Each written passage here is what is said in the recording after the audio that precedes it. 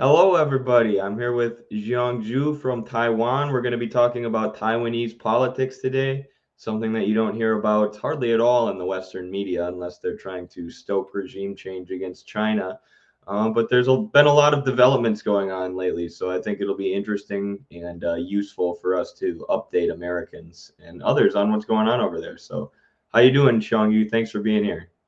Pretty good. Thanks for having me on. I've been trying really hard to just get on various platforms to talk about what's going on because there's a total media blackout that's basically enforced by the ruling party over here because they don't want people outside to know what's been going on.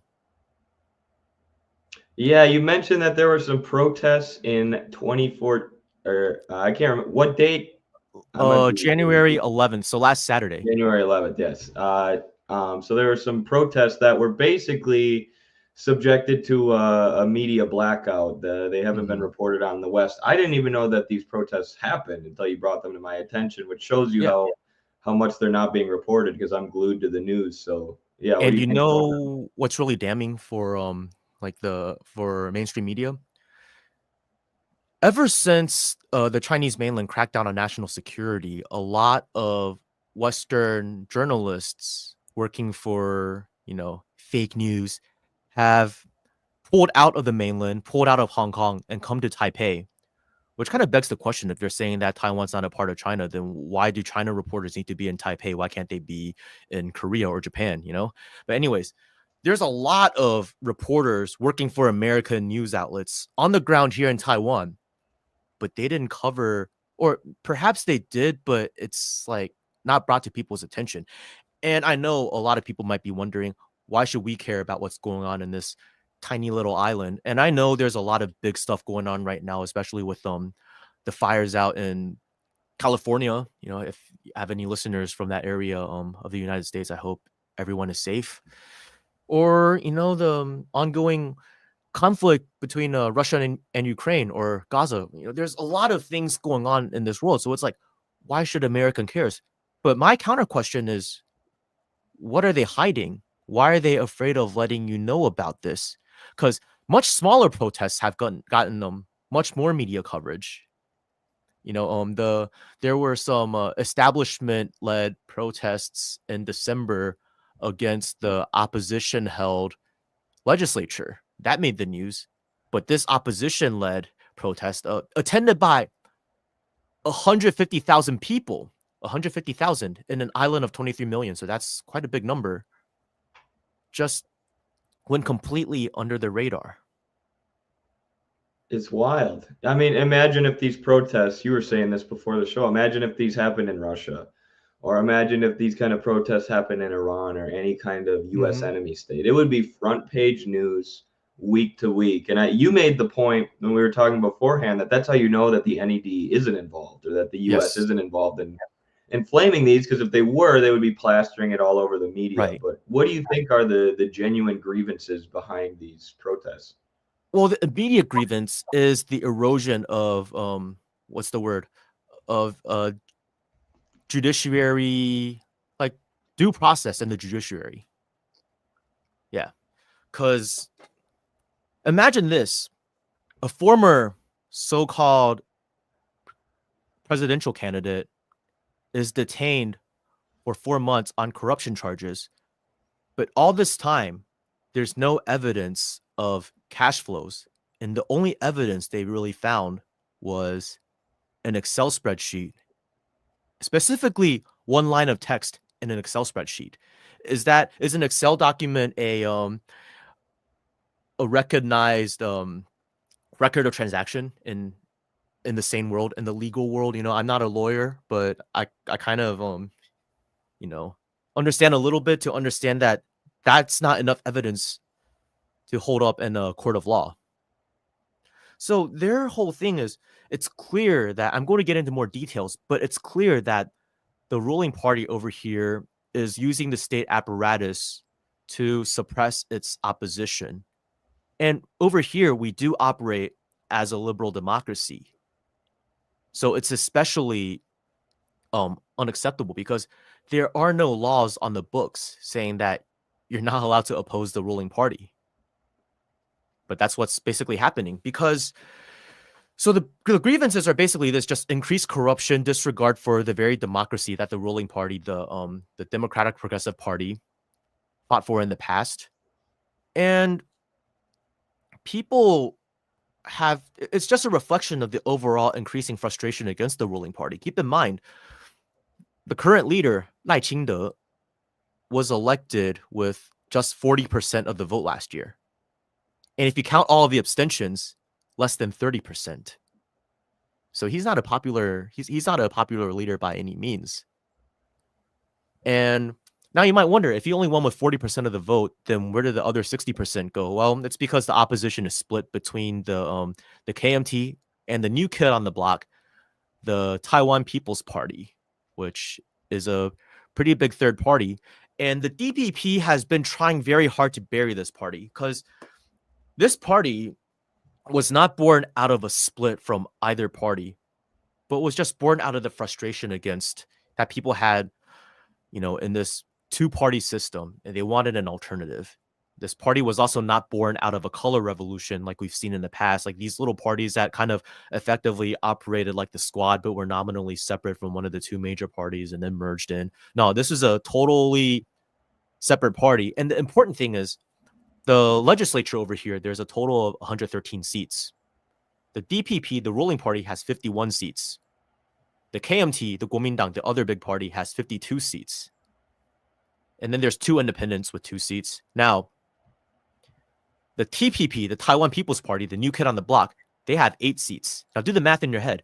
51 versus 52. Neither of them is half, right? But you have 8 seats belonging to a third party. What does that mean?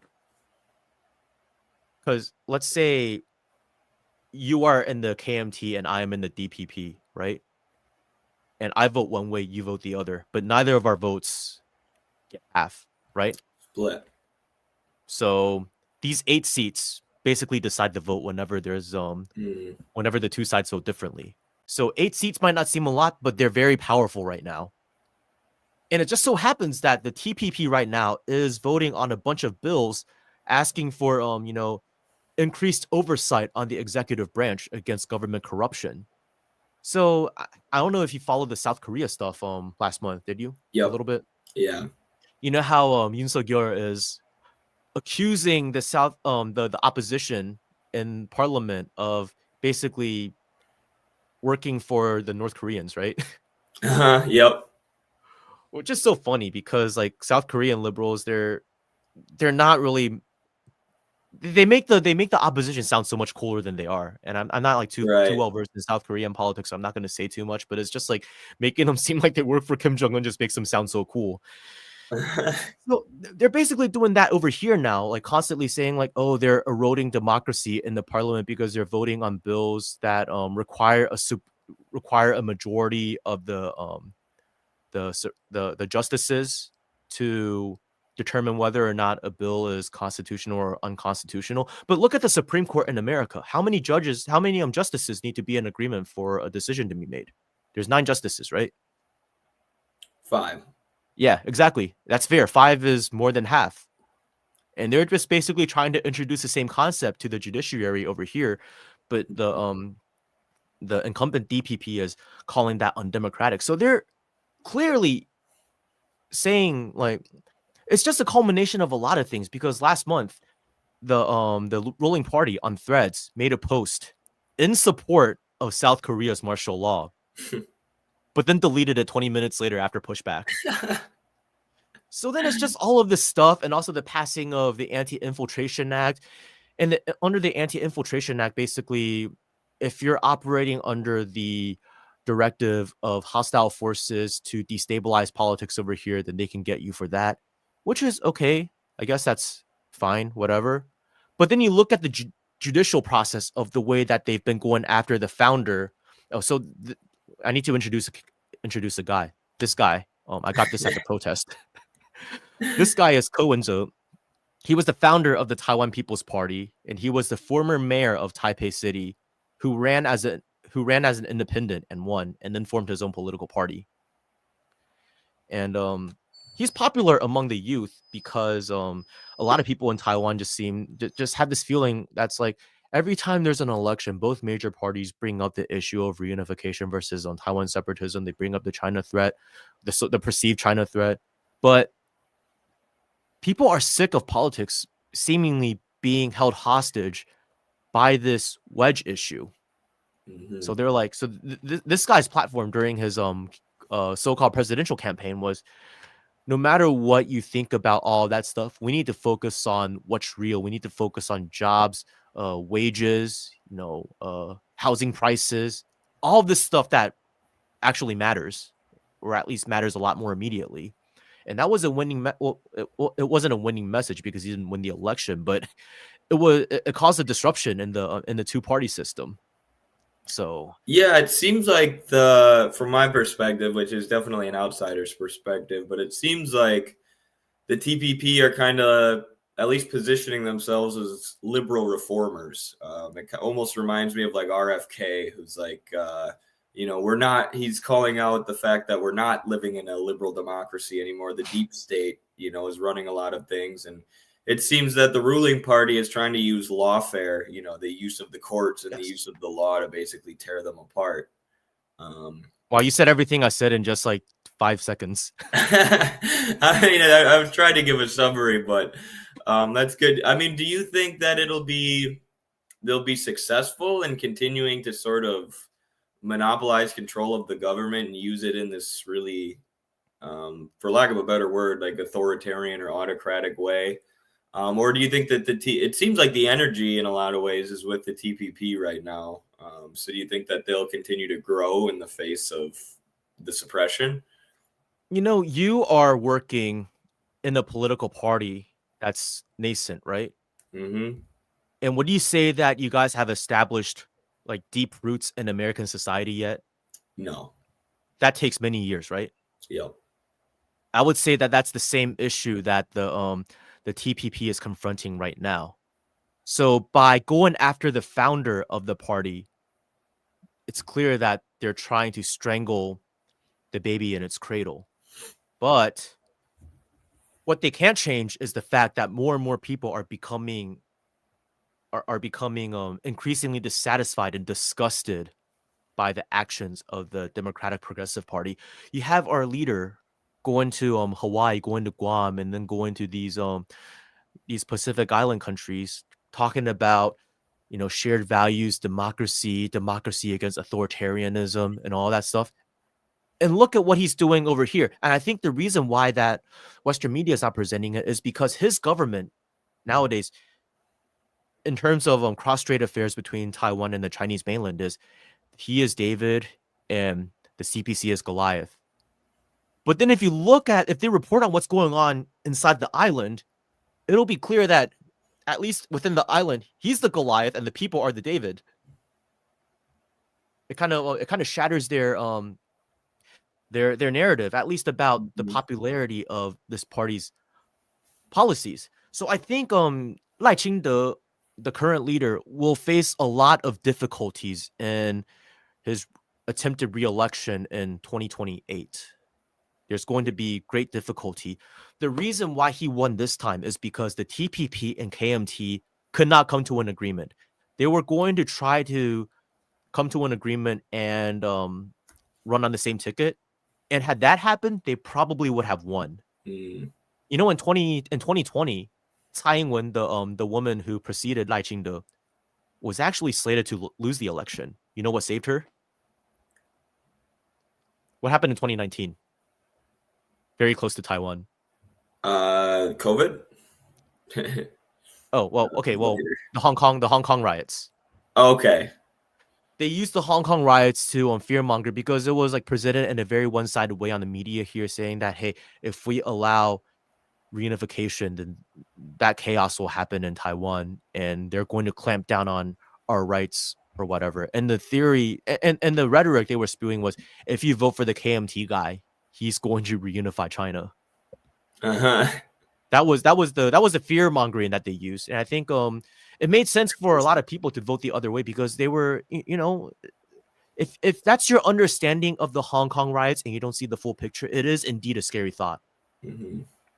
right? Where's the So KMT at with that nowadays? Where do they fit into all of this? reunification versus separatism. Yeah, and just the dynamic between the DPP and the TPP um, is the KMT allying more with one versus the other to form like a Yeah. united front of sorts? No, the reason why the DPP hates the TPP so much is because the TPP and KMT are effectively in a united front right now Hmm. against the DPP in the legislature. Because without TPP support, the KMT wouldn't really outvote the DPP. At least it wouldn't outvote them enough to get past the majority because they only have 52 seats out of 113. TPP has 8. It pushes them to 60, and then you add the 2 independent legislators who are voting are part of this united front that brings it up to 62 versus 51. Right. So right now when I was at the event, I attended the protest. I'm not even a supporter of the TPP. I don't really support the KMT or DPP either. I didn't vote, but it's the way it's carrying out lawfare has really disgusted me. And I'll get into the Mhm. legal the details a little bit later. But what's really interesting was I think it was 17 KMT legislators were there in support. Some of the speakers were KMT.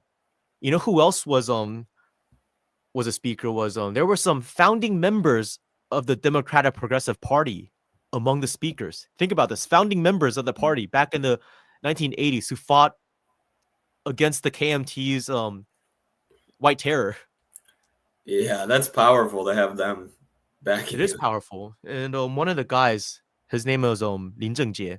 He's kind of known for beating up this Taiwan separatist on live TV and cursing him out this one time. Um, but so like, yeah, he was one of the founding members of the DPP before he quit. Like only a few years after it was founded. But he said, "I never thought that I would be sharing a stage with members of the party that I once fought against the party that I helped found. And as time goes on, the party that I helped form and some of the people who are still in the party who used to be my friends are becoming increasingly unrecognizable to me. Whereas the KMT and my friends within that party are becoming more and more relatable." Wow, that's crazy. It really is like RFK. It Yeah, really, yeah, tell it saying like Trump is more of a traditional liberal, like my uncle yeah. JFK, versus the people in the Democratic Party. That's really interesting. Hmm.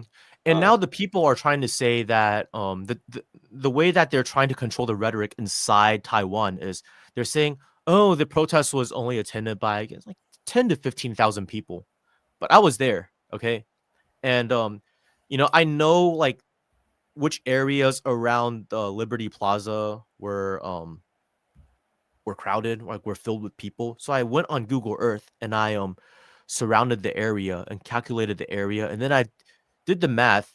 And if you assume 3 to 5 people per square meter in the crowd, then at any given time there was at least like 70,000 people. Yeah, just go yeah. scroll through that video, just look at the crowds. And I've also been inside a stadium that fits 150,000 people. You know what stadium that is? No. The largest in the world.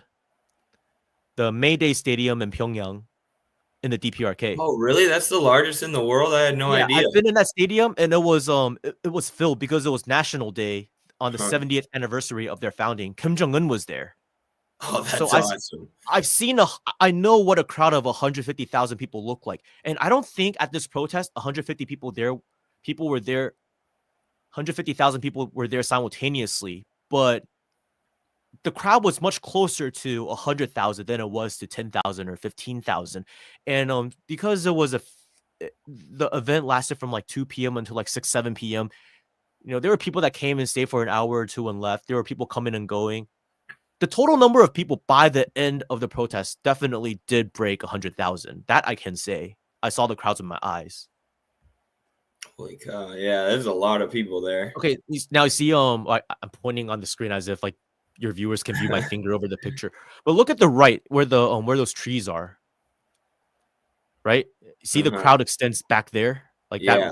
that road, it's filled completely. You keep on going there, walk down until it reaches the intersection, and then you make a left. That's the subway. That's the MRT station, and the crowd begins there. And it's over Wow. here, and then there's the other side, which this camera isn't showing, but it's also that crowded. If you scroll around, I bet you'll see there's I think there's some aerial shots. The problem is this area is restricted airspace because it's right next to Chiang Kai-shek Memorial Hall, so you can't fly drones there. Oh, yeah, I couldn't get any drone shots. Yeah. Yeah, it looks giant though. It looks massive. I'm sure they try to downplay the numbers. They always do. Um, So I mean, if a crowd this big came out in Russia, oh my gosh, it'd be all over the news every day. if a crowd a fourth of the size came out in Beijing, would it make the news? Every day for at least a week. And then the stories of Chinese cops suppressing the protesters would be replayed for the next few months They afterwards. actually that area is only 400 meters away from where the leaders Lai Ching-do's residency. They upped his security by a lot. Hmm. The founding one of the founding member of the DPP who was there, he said in his speech, we have enough people to go to the Taipei district prosecutor's office and set fire to it, and there's nothing you can do, but we're not going to. As soon as he said that, they increased security over there as well. I bet. So Just throwing that out there. this guy, they he was detained at the prosecutor's office on October 31st of last year. And the specific charges that he's faced with are bribery, illegal profiteering, embezzlement, and breach of trust. So in general, it's corruption. Now, just for bribery, if he's found guilty of accepting bribes, that alone could put him in prison for 15 years. And if he's found guilty for all four, then he faces a maximum sentence of over 28 years. It's like 28 years and 6 or 7 months. Think about it. They're trying to lock this guy up for up to like for almost 30 years on charges where they can't find evidence from. And you know what's really funny is the indictments come out. And you know what's really curious about the indictment? It's almost word for word exactly like what the investigation published by a tabloid is. Think about it. These tabloids are saying, oh, it's independent investigation. We're not going to tell you our source of information, but it's there. So that begs the question, wait, who's leaking the information to the tabloids? Because in this legal investigation, there's the principle of maintaining a certain degree of privacy and not letting the public know about the investigation, right? To maintain the integrity of it and to prevent tampering from any side.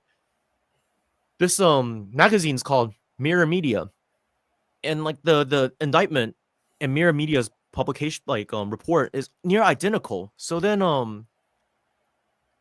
people question it, and then they were just like, well, we investigated and we know that the evidence didn't come from us, so there's no need to further investigate. Do you buy that?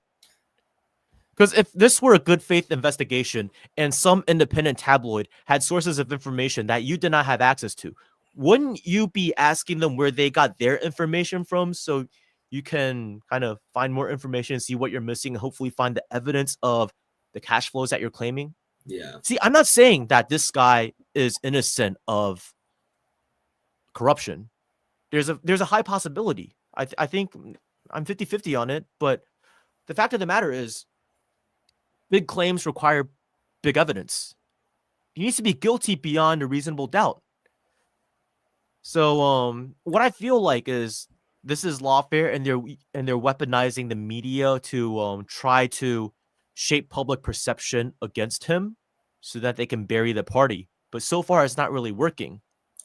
It reminds me so much of the South Korean defector industry because a lot of those Western sources you read about the DPRK are from South Korean tabloids that are just Yes. fed information from South Korean intelligence, and it's never, Yes. a real source. It's the same type of deal, it sounds like.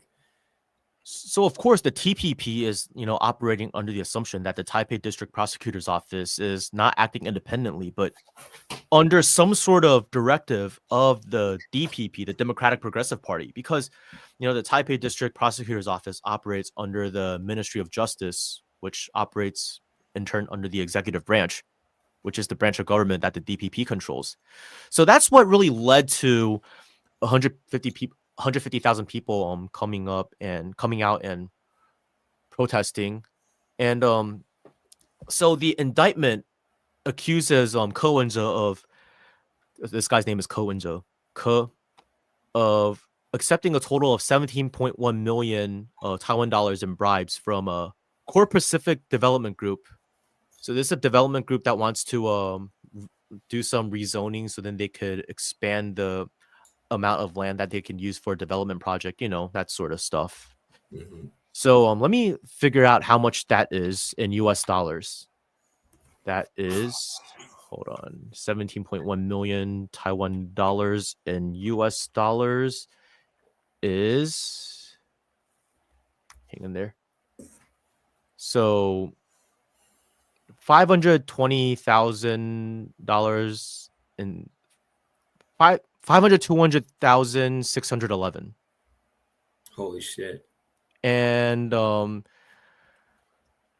they're saying that, well, first he accepted 2.1 million Taiwan dollars and then 15 million. And you know how they came up with these numbers?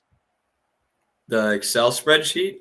Oh, not just that. Well, so that's for the 15 million, but the initial 2.1 million, they say that was in advance. It's because 7 people associated with Core Pacific Development Group each donated 300,000 in March to the TPP. So it was a political contribution, right? And they have this number because it's a political contribution that is in the books. Now, I know that this is how, capitalist democracies work, where it's like, if you have money, you can kind of influence politics this way. It's more of a, okay, we're not bribing you, but we're giving money. You have an election coming up, and we're going to make a political contribution to your political party, or I'm not telling you to do anything, but, let's be good friends. You help me out. I'm helping you out. Maybe you might consider helping me out a little bit. It's one of those things where it's not illegal. But they're saying, oh, this money went to Ko Wen-je's pockets. Okay. They're trying to make that connection, which is like, okay, well, prove it. Prove that this money was put into his personal bank account or withdrawn and stashed away somewhere. They can't. I know, like, this is one of the things I learned studying political science in college. I learned a bunch of nonsense, but some of the things I did learn were valuable. And that aspect of political financing is the part that's actually heavily surveilled. Like, these politicians are allowed to get, at least in America, are allowed to get basically as much money as they want. But if $1 of that goes into their pockets, it's all like very, very heavily tracked. Yes. So the money actually has to go into their campaigns. And I imagine if he was actually, I mean, I don't know, but if he was actually embezzling a bunch of money, and like you said, I'm sure he is corrupt. I'm sure he is in a way. I'm sure he's taking money for favors, right? But there would be a lot of evidence, I feel like, if they were taking that money that were campaign donations and spending it on vacations or whatever. You would have much more evidence than just this, like, deduction. Like, this is like reductive, like, what's the word? It's my English is fading away. It's an assumption based on like the information you have, which, it might be fair, might not be fair. But I mean, at the same time, he's not a dumbass. This guy's a doctor by training. So he was a surgeon before he entered politics. So yeah, and then the remaining 15 million, they were just like, okay, well, after the groundbreaking ceremony of the Core Pacific Plaza, the chairman of the party, the chairman of the development company, whose name is Shen Qingjing, withdrew 16 million in cash. And in the indictment, I shit you not, in the indictment, it says sometime somewhere between October 19th and November 1st, this money was passed to Ko Wen-je. So how can it be that big of a range? If you're trying to catch someone for stashing cash away, you need to have a specific time and place. You can't just say sometime between October 19th and November 1st. Well, when was it? Was it November 19th? Was it the 20th? Was it October 20th, 25th? All this shows me is they have no solid evidence and that this is just an assumption. So that's where the Excel document comes in, because apparently this dude, Cohenza, has an Excel spreadsheet where he logs the money that comes in and goes out. In the past, there's been people who donated money to him intended for the party that he like deposited into the like party's books or gave to the intended recipients. And all of those did happen. So like in the spreadsheet, I think there were like 10 such records, and all 9 of them were true. And then there was a line that basically says November 1st, 2022, Xiao, so like little Sen, like I guess it's his little nickname for his friend, 1500, because 15 million in Chinese is 1500 10,000s. So there's this line of text. So then they're like, well, all the other records are true. So this one must be true too, even though we didn't find the cash. So let me get this straight. Let's say I create an Excel document right now, right? And I put down a list of all of the women I've dated. And then somewhere in there, I add Candace Owens. Is that proof that Candace Owens and I used to date? Is that proof? Definitely not. Exactly. Not if there's no other evidence. Not if there's no pictures of you two together or anything. Even if there is a picture of us together, let's say like there's one picture of us together at an event of me sitting next to her posing for a picture. That's still not evidence that we dated, right? Now imagine if this was all the evidence the court had. It's this proof that she and I dated. Sounds a lot like the case against Lula in Brazil a few years ago with Sergio Moro, the judge who ended up being a Bolsonaro guy. Yeah, do you want to talk more about that? Because I think all of this is connected to the way how empire, the deep state, and all that operates. Absolutely. There's a good book called Lawfare. I can't remember the guy who wrote it's like a liberal or a conservative or something. I don't know, but he just talks about the way that this is being done all around the world, where essentially the judicial branch is being used as a dictatorial apparatus, a way to put dissident politicians in jail, a way to shut down opposing media apparatuses. It's been happening in Brazil. We're hearing now it's happening in Taiwan, which isn't even something I was aware of, but it's happening in America. It's exactly what the Democrats were trying to do to Donald Trump this year, was find some way to give him a felony, and they did. Even though, there are so many other people in politics who could be guilty of the same stuff they found Trump guilty of. So it's really interesting. It's scary. Like if you read like the founding fathers of America, at least they're talking about how the judicial branch is supposed to be the most uncorrupted one, the one that's like provides a big check on the others. But it's turning into like an arm of the capitalist state apparatus, a dictatorial arm of it, a way to put even, politicians like Trump, ways to hurt them from, taking the executive branch. It's infringing on the other branches. So it's very interesting. I think it represents maybe liberalism in decay, liberalism inevitably having to move towards fascism in order to keep itself going. But I don't know. What do you think? I think that's exactly what it is. I mean, if a former opposition candidate for leadership can get this treatment, who's safe?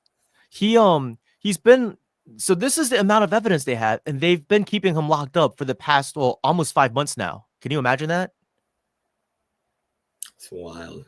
They briefly let him out. I think in late December, on bail for 70 million Taiwan dollars, which is a little north of $2 million US dollars.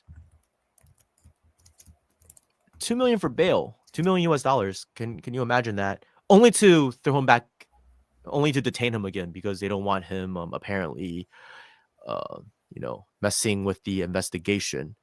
But you've had this many months.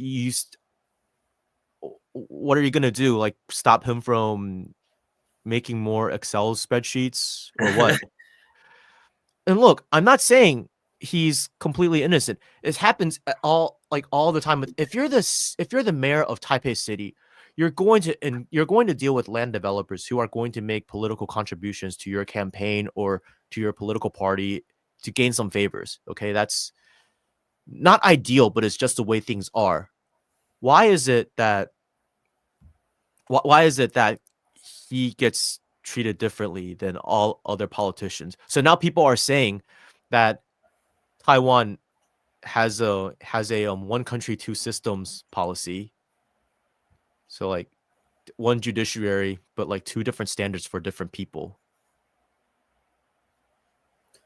And one of the things I got at the protest was they were waving this, which is basically saying like green authoritarianism and like unfair judiciary. And the other side is a mirror. So they wanted us like in the crowd to like turn it around for the cameras to tell Lai Ching to take a look at himself. Yeah.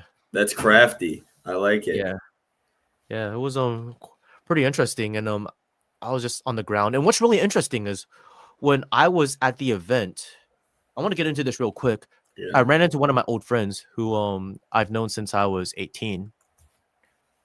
He was like the biggest DPP supporter I knew. Mm-hmm. I would used to like me being he's a little older than me, so like he had already finished his military service, so he was like mid-20s, I was 18, and we would get into little like arguments. I'd be like, no, you're in denial, you are Chinese, what are you talking about? But then he would like try to tell me that how like I'm brainwashed. And now he's very against the DPP and he's very pro TPP. And he's just saying that like he was like, I hate CTI, the channel whose broadcasting license was revoked. I hate them. But looking at the way the DPP revoked their broadcasting license, it was clearly political. They're clearly abusing their power so they can like control public opinion against them because they've been doing a very bad job. And funny thing is, he used to actually work as a paid online troll for them. Wow. Yeah. He says the troll farms. Yeah, well, he They're says real. it's not uncommon for these trolls to get paid like around I think $1,200 a month, roughly.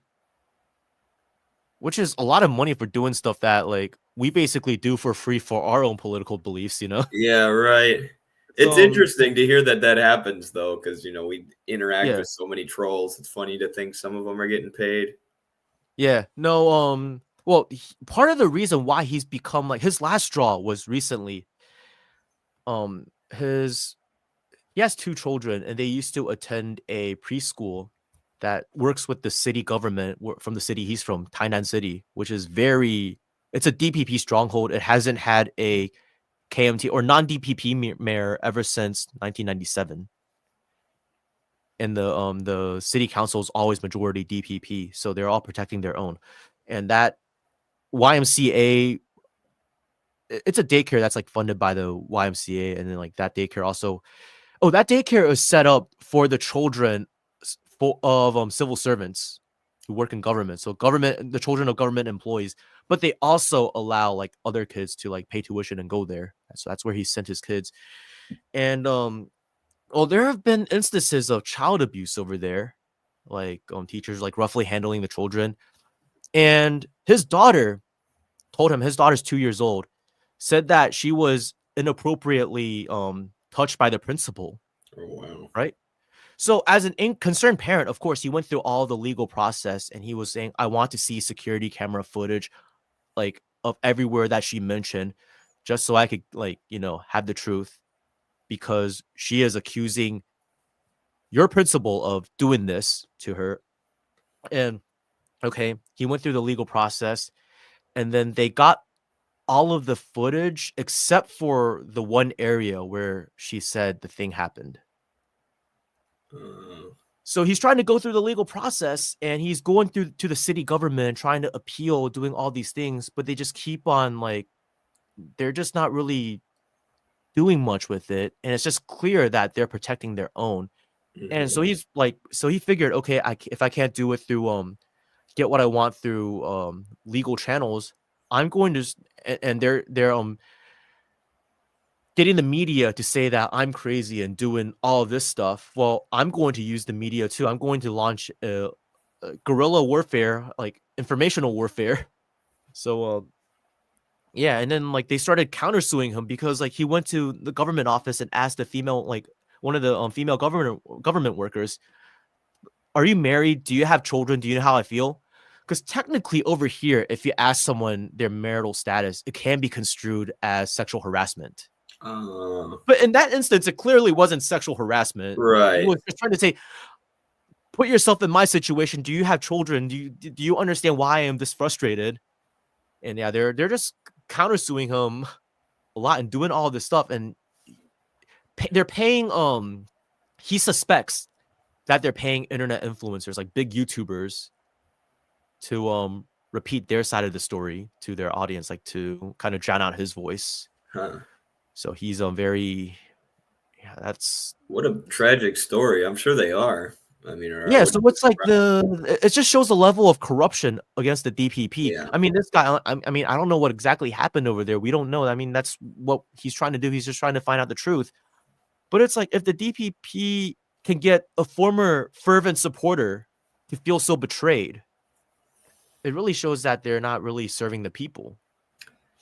Yeah, it's interesting. It parallels a lot of this actually parallels what's going on in the U.S. Mm-hmm. With Trump busting up the Republican Party. I've seen very wild transformations in the political consciousness of a lot of my friends as we're going through this kind of wild time, with Trump and MAGA sort of being an unprecedented political movement that transforms the Democratic Party. It's similar to, I The think, in a way, TPP the kind of. TPP. Yeah, yeah, and it's sort of transforming political consciousnesses of the youth, which is, Mm-hmm. sometimes we think everybody's so solidified, stuck in their ways, but things can happen really fast. Things can, drastic changes can happen in politics seemingly overnight. So, Which is why the whole red note thing is such a disaster for the U.S. deep state. yes, yes, it is. It's Because okay, terrible for them.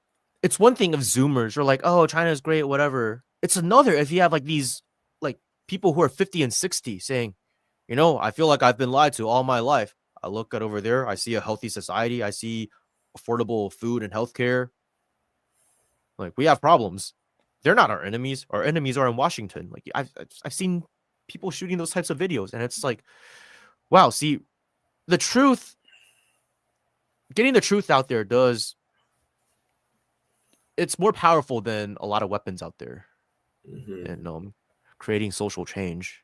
And Absolutely. that's what's happening everywhere as conditions get more difficult. It's harder to believe the lies that you're fed, and they're getting more desperate, which is why during the Biden years, when we criticized the Biden government of, just not taking care of the people, we were all gaslit saying, oh, you guys are far right Trumpists, you guys are fascists. That's basically what the DPP is doing. Oh, you guys are just you guys are just stooges of the Communist Party of China, Uh-huh. which is why I think like news outlets like CGTN aren't reporting on this, because it's like, okay, if we say anything about this, it Right. might it's better if we just stay out, because they're already launching these accusations. If we deny it, it looks bad. But if we report this thing the way it is, that automatically makes the TPP look good. They're going to say we're carrying water for them. It's Right. better to just not say anything. But in the Right. case of America, I think they don't want their little house of cards of lies to get toppled. Absolutely. In relation to China, what are the positions of the three parties sort of economically? I know none of them are obviously like, um, calling for like reunification to be sped up or anything, but Mhm. are they? Do some have different positions on moving towards closer economic relations with China? Is there Well, the differing opinion on KMT is that? the party known for that. Right. A lot of like businessmen from Taiwan who work on the mainland support the KMT. Mhm. Because if you think about it, from the earliest days of reforms and opening up, the earliest investors on the mainland were like people who arrived to Taiwan in 1949 either within or with the KMT because they have immediate family there, so they have more immediate ties. And those people tend, for a lot of reasons, tend to be more pro KMT, right? Right. And the Communist Party of China prefers to work with the KMT because it's like, you guys are the bastards we know. Right. We've fought for so many decades. We've worked together so many times. We worked together to fight the Japanese. You guys are Yeah. predictable. We know we have disagreements, but at least you guys call yourselves Chinese. You're not going around like trying to change this fact. So they kind of had that attitude towards the KMT. The That makes sense. DPP, it's here's the thing. The DPP wants to maintain good business ties with the mainland, but the mainland is like this. Okay, if you want to have a working relationship with us, you just have to accept the 1992 consensus. Hmm. The 1992 consensus was, as the name implies, a consensus reached between the KMT and the CPC in 1992, saying that we both agree that China is one country to which the mainland and Taiwan belongs, and that we will both work towards eventual reunification. Now, they didn't say that, oh, it's one country with two interpretations, but they left the definition of China vague to Mm. give the KMT like enough room to come back to Taiwan and say, well, what we mean is China is one country and it's called the Republic of China. It's like, okay, whatever. At least you agree that China is one country. Call it the Purple Republic of China for all we care, as long as you agree it's one country. Right. The DPP does not want to do that. So the CPC is just like, okay, well, we don't want to work with you. And you're making provocative statements every year, increasingly, that are like trying to imply Taiwan is independent without saying it. Well, yeah, we're going to cancel the favorable terms of trade that the previous administration under the KMT set up. So the DPP does want, it says it wants increased economic ties, but it's not willing to make the necessary compromises to get there. The TPP is, I guess in this regard, they're just more pragmatic about it. They're like, okay, we'll work with Gotcha. the mainland, but maybe perhaps younger generations of people working on the mainland will and doing business with them might lean a little bit more towards the TPP, because it looks like the TPP and KMT are in some ways like merging, not because they initially wanted to. Let me tell you this: a lot of the members of the TPP are former DPP members. Hmm. They're not former KMT members; they're former TPP members. But and that's why the DPP hates them so much, because to Right. them it's like, oh, you're splitting our vote, Yeah. because Cohen's this guy. There used to be talks about this guy joining the DPP, Uh-huh. but then at some point they're just like, oh, he's a lapdog of the CPC, just like the KMT. Mhm. So yeah, those are the positions on cross-strait relations. And during this guy's Cohen's campaign for leader, he's just like, let's not even talk about reunification or separatism, because neither is happening anytime soon. Let's look at the issues that we're facing right now. Sounds pretty pragmatic. I don't know. If I was Taiwanese, I would want to hear that. Or, if I was living in Exactly. Taiwan, that's what I would want to hear. Exactly. Is When I was doing my service, all of the people around me, and a lot of them were like Zoomers, all supported this guy.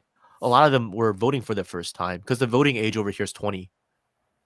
And they Mhm. were all very excited to vote for him. And they were kind of saddened by the fact that he lost, but they were still very hopeful. A third party winning like what, around a quarter of the votes is quite significant. It's pretty big. Imagine if like Joe Stein won 25% of the vote. Right. Is there like a populist bent to the economic policies of the TPP? Are they promising to do anything? Like healthcare reform or housing reform? I don't know, basic economic changes to help people. Is there any of that in their platform? Yeah, basically like, wages, like housing prices, that sort of stuff. Healthcare, we don't need that much reform, because to the Mm. credit of the past administrations, healthcare is pretty down pat over here. Yeah, it's single payer. It's really cheap. Even paying out of pocket is cheap if you don't have insurance. What's really Lucky. funny is this one time I decided to try to get away with not paying for my health insurance for a while, and then like it was what, like a year or two, and then I still got a bill which was like a few hundred US dollars for like an entire year of unpaid bills.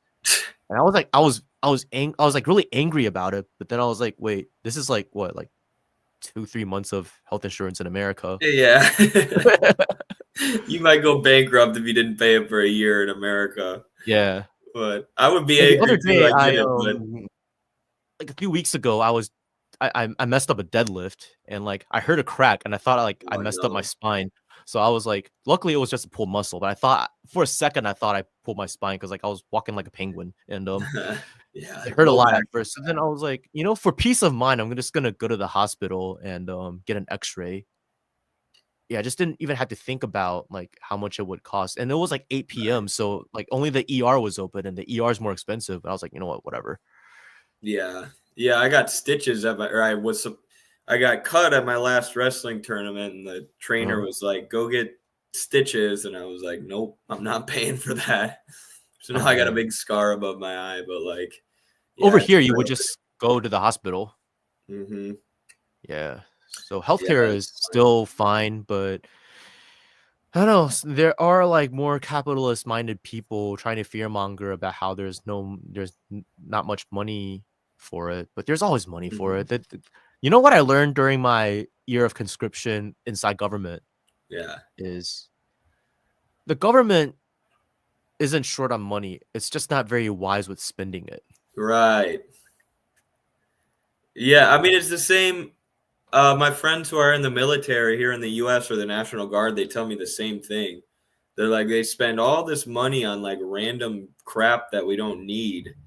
And then we, Contractors, it's like you need something done. Well, I have a friend that does this, and hey, jack up the price since it's free money. right. Exactly. And then the right wing politicians fearmonger about healthcare spending, and it's like I know for a fact we're dumping millions of dollars that we don't need to be into the military and into Mm-hmm. things that don't even make sense, like our National Guard. They don't even do like construction projects or disaster relief or anything. They They should do just like disaster relief. yeah, they should. I mean, they do a little bit, I think, but like Mm, like after Hurricane Katrina, they were accused of just shooting looters. Like they weren't even helping; they were just shooting mm. people trying to loot stores. But yeah, it's a huge waste of money. Point being, that could be redirected towards things like healthcare. But yeah, what are some of the main like economic complaints in Taiwan? I guess that's a more general question, but for like Before working I class answer people. that, Jason Kukulo, thank you for your advice. I will take that advice. I've been taking a break from deadlifts, so I you know, fully recover, but I will focus more on form and less on weights. I think I was rushing myself and trying to get to a higher weight level, and I ended up getting hurt during a warm up set. It wasn't even my working set yet, so I'm gonna take take that into consideration. Jason is a Um, big lifting guy. I can see from the little profile picture, even that little tiny profile picture, I can tell. Yeah. I mean, they're similar to America. That like inflation, things becoming more expensive, and just people not being able to like buy houses. Like over here, the culture is if you want to marry, you probably want to have a house. Because I mean, parents are gonna be worried about their kids marrying somebody like and not having their own house to raise kids in, and just being lifetime renters. Yeah. Other economic concerns. Well, you know, people like Drew Fatlard will post like these things like saying, "Oh, look at the GDP per capita in Taiwan; it's steadily rising." It is rising, but you know what's stagnant? The real wages, which means if the real wages for most people have been stagnant for over the past decade, while the GDP per capita is rising, that means wealth inequality is rising. Yep. And So yeah, there's probably increasing rents. wealth inequality. Wait, sorry. And probably rents too. Yeah. Like Luckily, though, rent in Taiwan isn't as expensive as in America. Like in America, buying and renting are both expensive. Over here, like buying is very expensive, but renting is still doable. are there rent ceilings? I haven't really looked into the policy too much, admittedly, so I don't want to say anything that I'm not certain about. Right. That's nice though. It gets expensive here in the U.S. Not where Yeah. I'm at. It depends. If you're in New York though, it's insane. I can't Oh, believe what definitely. our New York chapter members pay. Yeah, man. Like I have a friend who works in finance, and for the first few years he was living in New York, he was living with two other roommates in a two-room apartment with a little wall put up in the living room. It was like a little cubicle, and his room was he's a little bit more frugal, so he lived in the cubicle. And yeah, just like it sucked. Yeah, it's wild. It is what you pay for such a small living space, but that's capitalism, I suppose. Yeah. Um, well, did you have? We're reaching about an hour here. Do you have Yeah. anything else that you wanted to talk about in relation to Taiwan or anything else?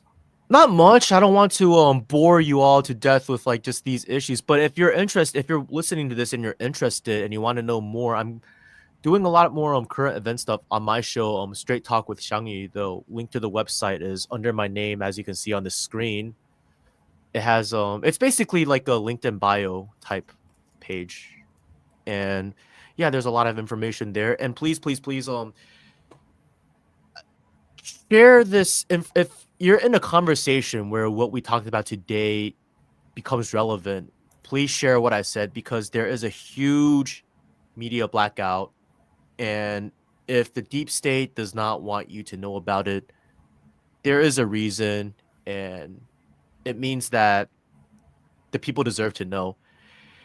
And hey, if any of you guys are in contact with bigger shows like I'm sorry, I don't mean that your show is small. Your show is pretty big, but I mean like even more Yep. like other shows Danny High like Phone. Where you at? yeah. Well, Have a I boy actually on. did talk to him, but Oh, really? he's been very busy, and I Yeah. wanted to get this out as soon as possible when it's still more relevant. I'll probably go talk on a show a little bit later Good.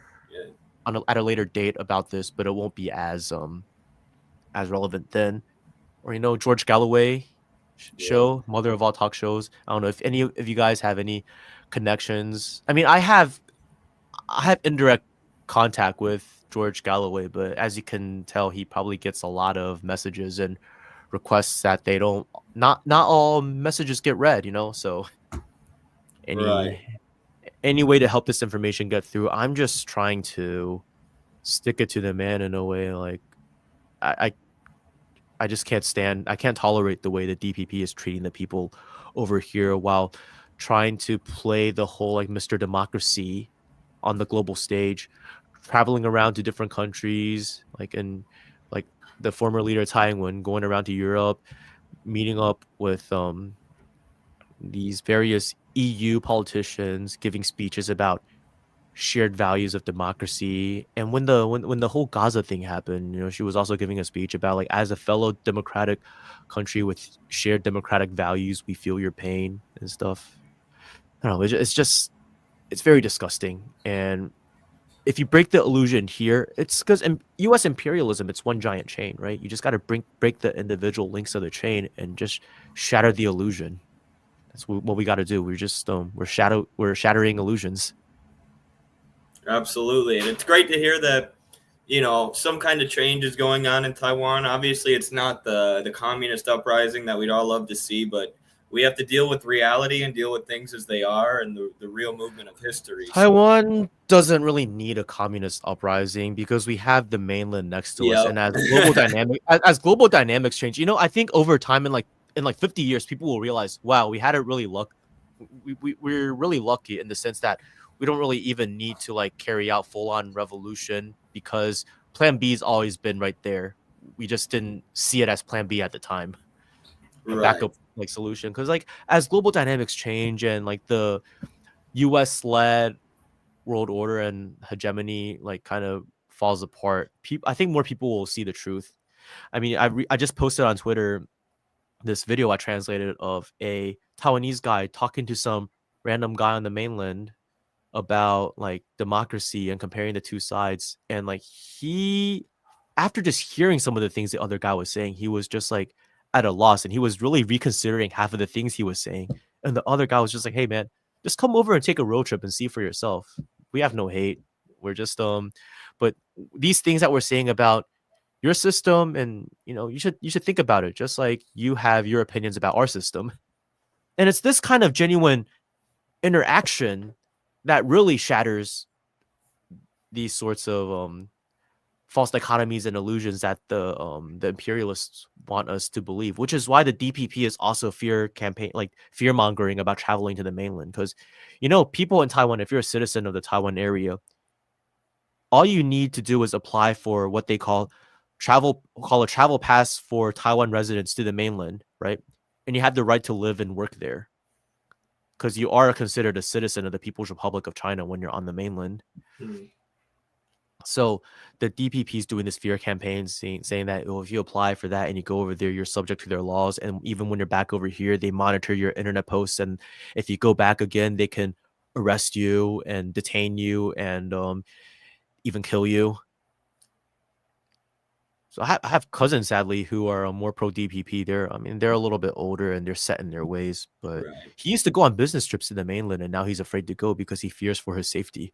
And when I went to the mainland in May last year after I completed my conscription, and some of my cousins were like, "Oh, you gotta really be careful and watch what you say over there." And I was like, "Dude, the stuff I say, I'm fine over there. I'm more concerned about over here sometimes." Yeah, right, exactly. That's what I always say about like the social media posting. I'm like, I'd be safer in China saying what I say than here in the US, Yeah, probably. yeah. All right. Well, I appreciate you coming on, man. This was a great discussion. Yeah. Super insightful. I know it's not like the most hot button issue in America, but Mhm. it's important to get this information out, Yeah. give people an idea of what's actually going on. We know that the US, our government, is trying to use Taiwan as a pawn in their game. So it's good to keep up with the conditions there, I think. Right. And I really appreciate you letting me on and letting me use this as an opportunity to tell more people on the outside world what's going on over here. Yeah. For sure, man. Thank you. We'll have to do it again soon. Yeah, definitely. Yeah. All right. See Always you, a pleasure to everybody. come on. See you. You bet. Like and subscribe.